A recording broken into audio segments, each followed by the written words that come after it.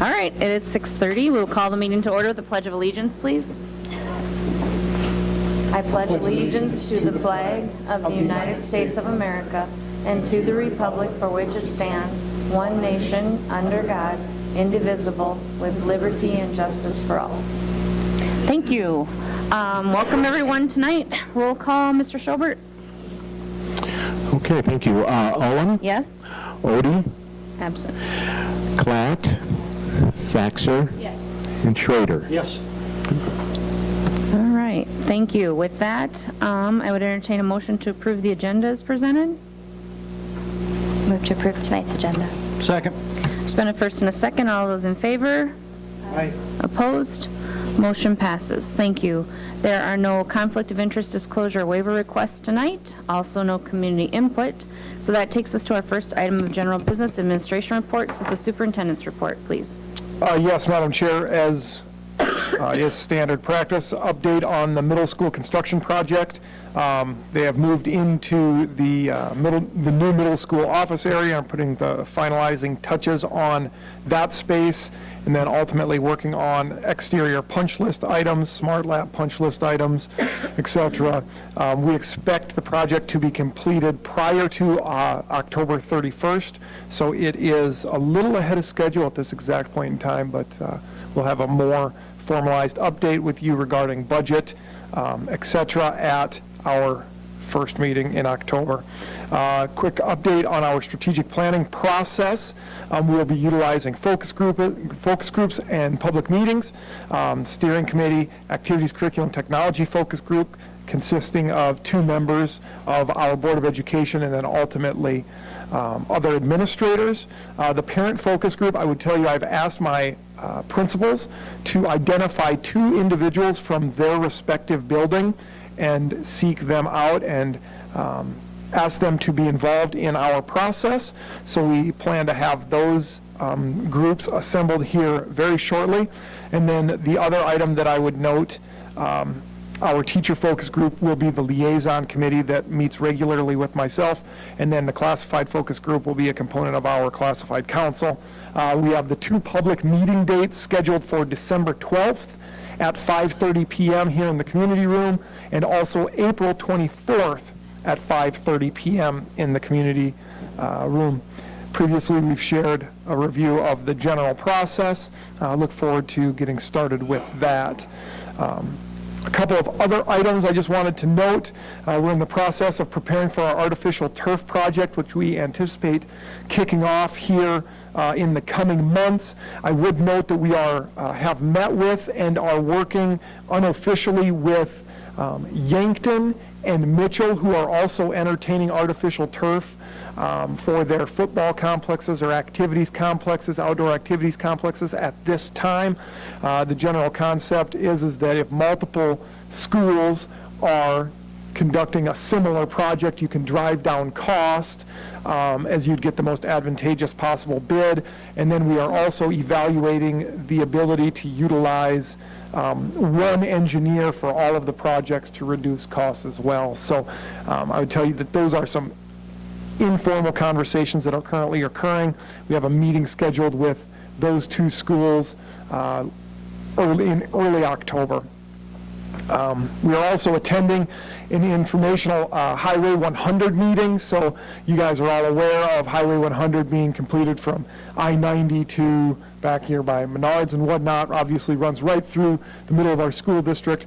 Myself, Operations Manager Henschel, and Business Manager Lundberg and I are going to meet with that project manager, the construction outfit, and then also City of Sioux Falls planning and zoning individuals to talk about and timelines on completion, timelines for development, planning and zoning, tentative planning and zoning ideas for the areas in and around Highway 100. So just be aware that that's going on.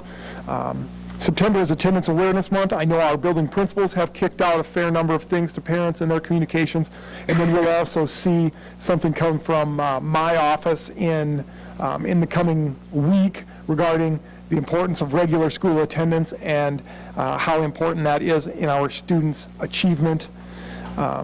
I will tell you the grants that we've previously talked about, IDEA title federal grant applications, have been completed and submitted to the Department of Ed for review. And then just a couple of items to note within the calendar. There's no school on October 6th. That is an in-service date for professional capacity building for our staff.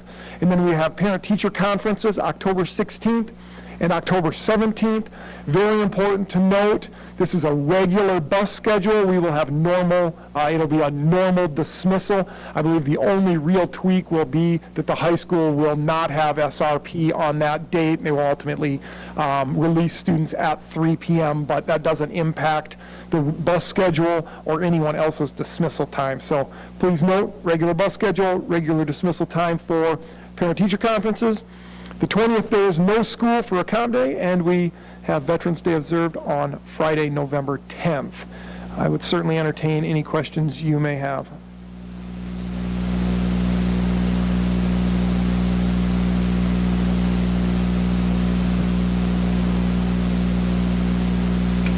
Anyone have any questions for Superintendent Larson? If not, you can go ahead to your State of the School address. Sure, wonderful. So just want to provide everyone with an overview of our academic accountability data. Overall, very positive. And I think the most important thing to identify and understand that when we look at academic accountability and the process that we go through, our ultimate goal is student learning and academic performance and improved academic performance. So those are the things that I would really note when we think about school accountability and our process. Ultimately, we are reporting out to our public the accountability data that we have. We utilize that data, review that data, and ultimately utilize it to make data-driven decisions with instruction and curriculum. So the ultimate goal is always student learning and improved academic performance. So just real quick, School Performance Index, also known as the SPI, it's ultimately what our state utilizes to hold schools accountable to the public. Within the high school realm, they identify 3 main areas to come up with their School Performance Index score. Student achievement, high school completion, and college and career readiness. I would note that college and career readiness this year was tweaked ever so slightly. They added the Smarter Balanced assessment scores to be a component of college and career readiness. So statewide, we saw college and career readiness points drop just a little bit regarding School Performance Index. You can see there the average high school SPI score is a 67.49 for this year, and the average ESD Metro high school SPI was a 69.87. So overall, the ESD and Metro area schools performing above average.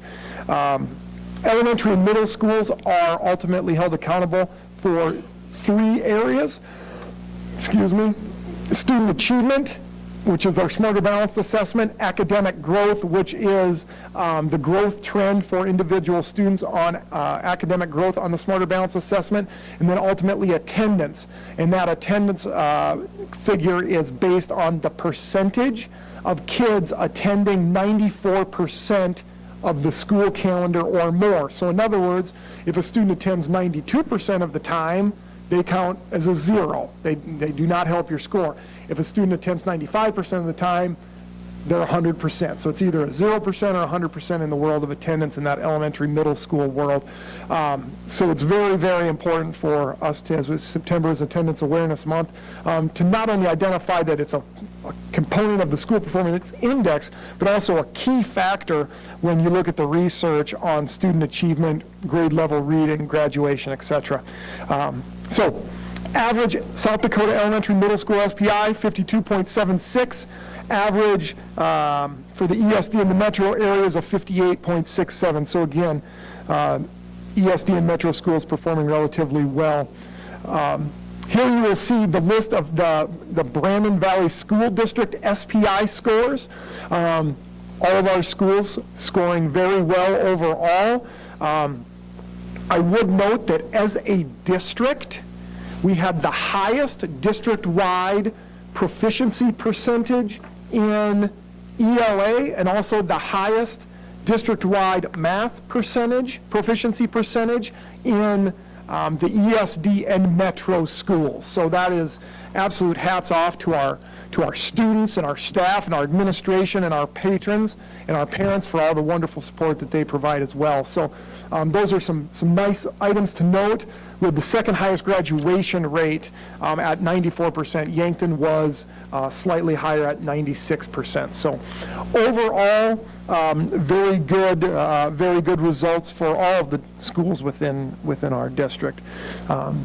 I will quickly just go through and give you a demonstration on each grade level tested and each specific area, ELA and or math, and just show you a graphic in comparison to our third graders district-wide in comparison to our state. So ELA, you can see there that our across the district we're at 72% proficient or advanced, and then in math 75% proficient or advanced. Fourth grade ELA 76% proficient or advanced, math 76.85% proficient or advanced. Fifth grade in the district, 70% proficient or advanced, 63 in ELA, 63.84% in the math area for our district and proficient or advanced. And again, the black graphic that you see is the Brandon Valley School District, and then the gold graphic that you see is the state of South Dakota. Sixth grade ELA, 58.75% proficient or advanced within our district, and then in math, that's 53.72% proficient or advanced for the Brandon Valley School District. Seventh grade ELA, 75%, almost 76% proficient or advanced, and then again in the math area for our seventh grade, approximately 64% proficient or advanced for our seventh grade students in the district. Eighth grade ELA in math, eighth grade ELA, approximately 66% proficient or advanced, and then in math, 64% proficient or advanced. You would note that there is no results for the state assessment in the area of science this year that were communicated via the state because there were field test questions and it was a field test year, so they did not kick out results for the science D step.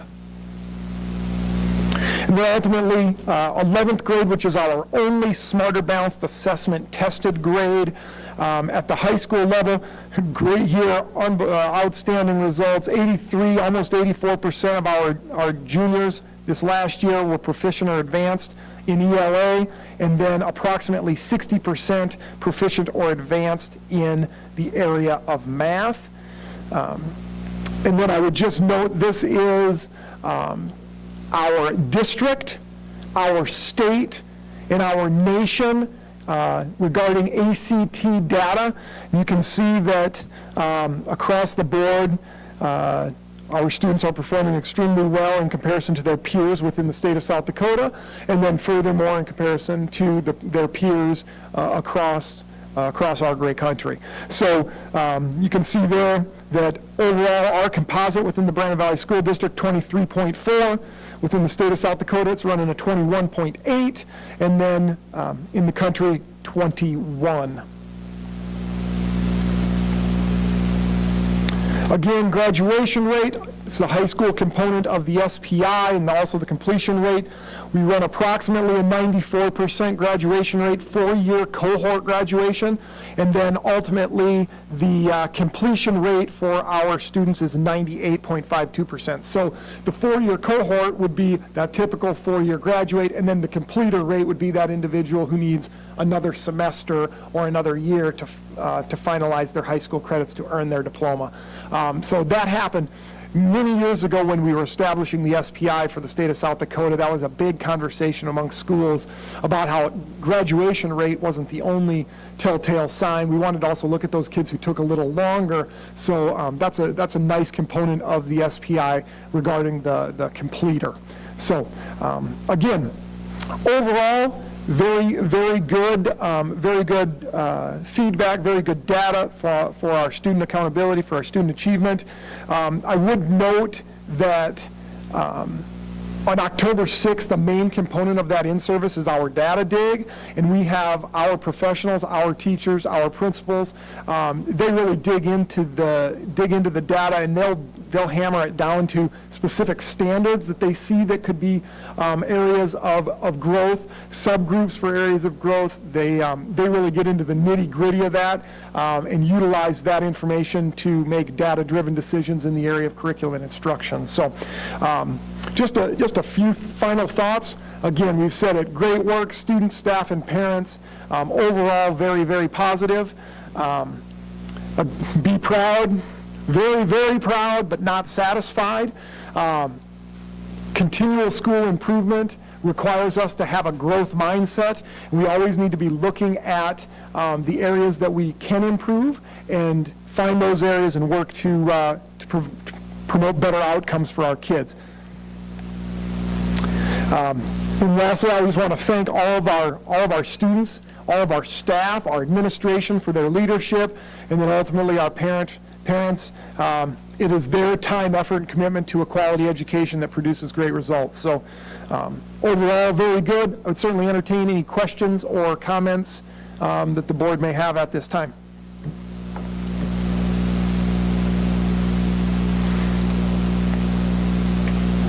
Any questions for, Superintendent Larson? Comments? Thank you very much. It's nice to see this data. I'm glad you guys dig into it, though. So thank you for that. Thank you for all you do. All right, that takes us to board policy. We have an adoption, second reading for the background checks for district policy GCDB. Yes, so Madam Chair, ultimately, the background checks, the revamped policy is due to the Federal Bureau of Investigation conducting an audit of South Dakota Department of Criminal Justice, and basically what's transpired is the FBI came in and said, you have public organizations utilizing FBI background checks, you don't have enough formalized policy in certain areas for us to be getting those background checks to you, or for you to be utilizing those background checks. So ultimately what has transpired is we've melded the Associated School Board sample policy to what we had as a previous policy, because it's very important to note that we did have a previous policy regarding the use of background checks, but there were some areas that were missing. So we've ultimately added definitions, as you can see, and then the designations, so they require us to identify specific individuals who are going to do specific things, points of contact, etc. And then ultimately move through the reasoning and the individuals that we can that we background check, and then what we would use to disqualify employment, etc. Talk about the confidentiality. That was a big component of the FBI's feedback to the state of South Dakota was confidentiality, and then ultimately how we share those background checks with other schools and those types of things. So we are sharing. We would propose that the Brandon Valley School District share and retain those background checks, but we only do it via postal mail rather than utilize any digital means, because when you utilize digital means, there has to be a far greater amount of cybersecurity and encryption and those types of things. So at the administrative level, we decided that our recommendation was going to be very simply hard copy sharing with other districts. Record keeping is a component. We keep a log, the individuals disseminating that information, etc., and then ultimately identify a security officer, security incident response plan, and then all individuals that have access to or may have access to the background checks are complete the FBI training. So at this point in time, I would certainly entertain any questions that you may have, but it would be the administration's recommendation to approve the revamped background check policy. Anyone have any questions or concerns about the policy as presented? If not, I would entertain a motion to approve the background check district policy GCDB as presented tonight.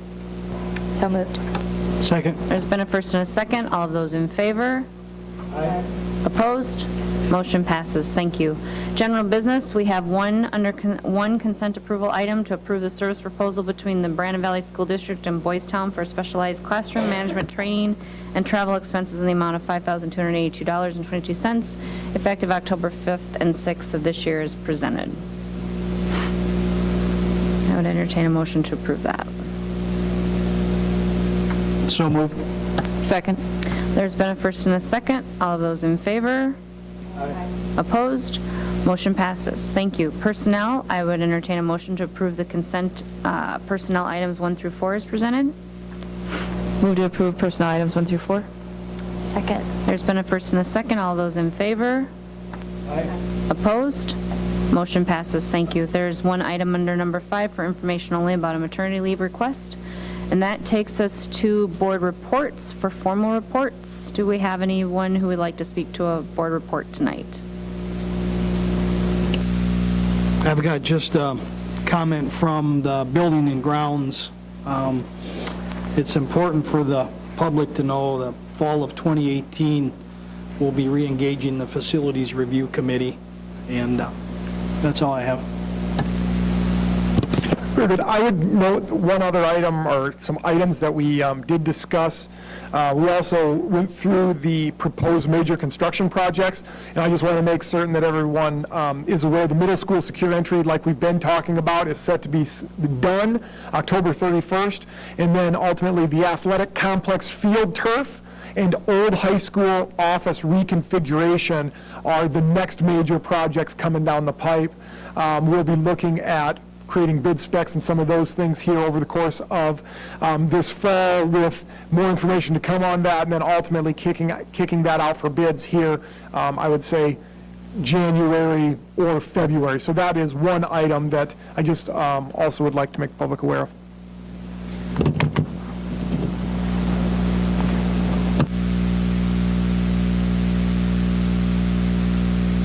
Sorry. Thank you very much. Does anyone else have a formal board report they'd like to share tonight?